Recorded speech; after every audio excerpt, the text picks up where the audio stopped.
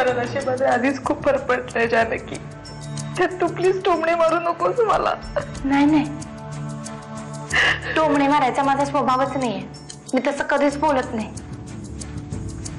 आणि तुम्हाला तर नाहीच,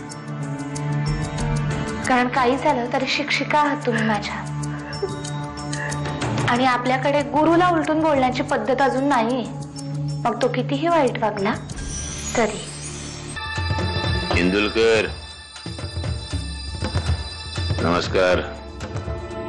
परशुराम किल्लेदार अजून त्याच धंद्यात आहे का पोलिसांनी नडग्या फोडल्यावर धंदा सोडला आहे?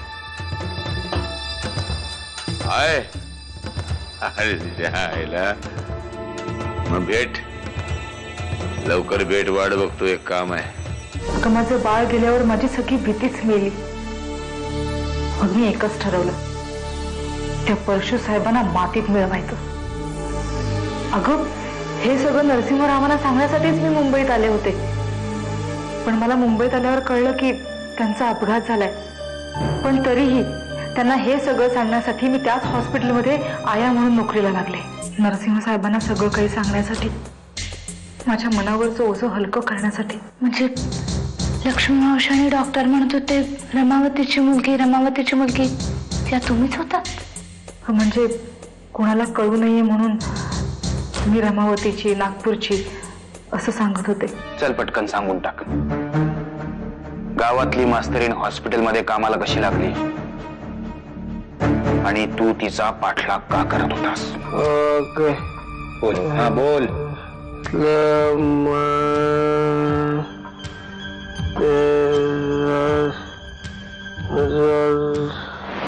जिग्या बोल. जिग्या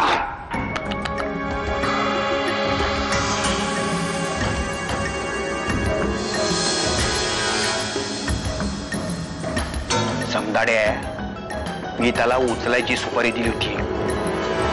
सुपारी पार कत्री सुपारी करून टाकली. मला फक्त एवढंच कळतंय की आता त्यांना माझी गरज आहे. हे काय, तू निघालीस आणि मग ह्याचं काय? त्यांचा राहण्याचा प्रश्न आहे, त्यामुळे ते इथेच राहतील. अगं पण जानकी,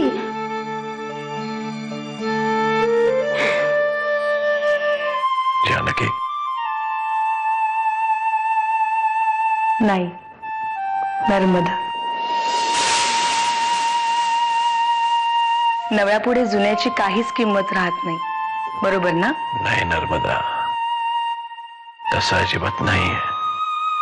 तुझी जागा जानकीनं केव्हाच घेतली आणि याचं मला अजिबात दुःख नाहीये, उलट मला आनंद. तुला चांगलंच माहिती आहे, तुझ्याशिवाय मी अपूर्ण आहे. अपूर्ण होता, पण आता नाही. आम्ही दोघं असे लपतो. भाऊजी आले रे आले की आम्ही फुलाशी उधळतो.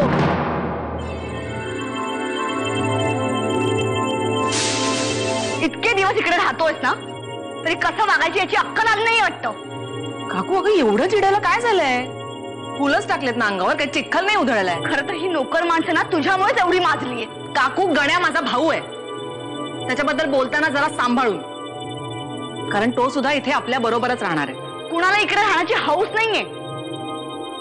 आम्ही आठवड्याभरात वेगळे होणार आहोत, तेव्हा बसा इकडे चिन्मा खेळ. तुम्ही नव्हतात तर घरातल्या प्राजक्ताने सडा नाही घातला. विसरलेच नाही. कुंकू